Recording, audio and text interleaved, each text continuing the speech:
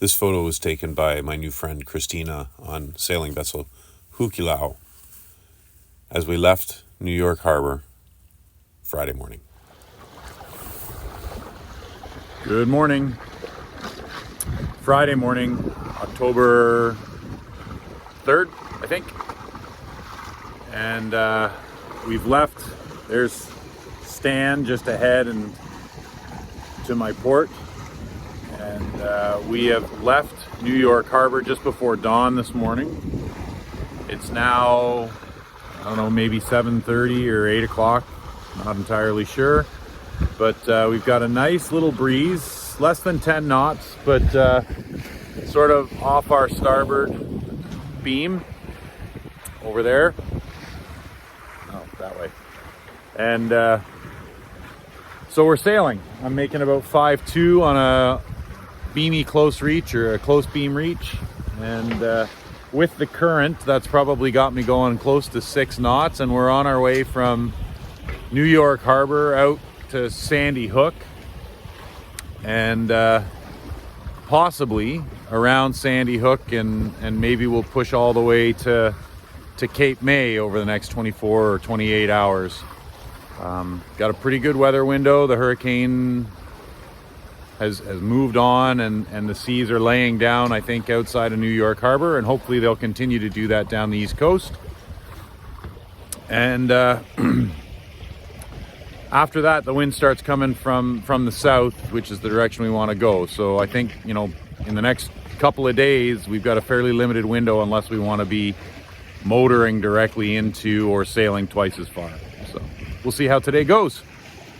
Again, beautiful. I mean, we just cannot overstate how lucky I feel to have had such terrific weather for this so far. Stand by.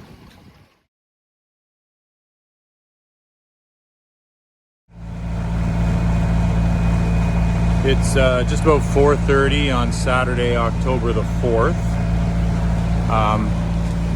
You can see, I don't know when I videoed last or what we talked about, but we left New York City Harbor yesterday morning at 7, and it looks like I'm going to drop my anchor tonight at 8, somewhere around 180 or 181 non-stop nautical miles.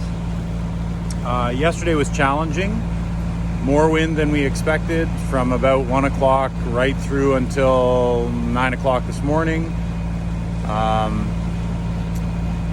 Dan required more fuel than he thought, so we had to do an emergency gas tank swap, and then at one point I went back to check on him, never really caught up to him. He got ahead of me. He made it to Cape May about an hour and a half before I did today. He got a slip at a marina that was quite shallow. He's only got 3'10" drafts. There didn't appear to be room for me, so I just carried on around and poked through the Cape May channel, shortcut into Delaware Bay, and then have been hauling ass up Delaware Bay, trying to get as close as I can to the C&D channel, which is Chesapeake and Delaware channel, and it connects those two bodies of water. So I'll throw an anchor down late tonight and get up in the morning and blog and YouTube and all the stuff I'm delinquent on, and then get into the C&D channel as soon as the next bridge opens, and get into the Chesapeake tomorrow, which is days ahead of schedule. I was 1 day later than my plan getting into New York Harbor, which is pretty good, but this will be days earlier than I thought getting into the Chesapeake. So the Delaware Bay is just this giant, wide open, beautiful piece of water, and in this case it's like 28 degrees out here. It is scorching hot, which is why I'm not wearing a shirt. I apologize.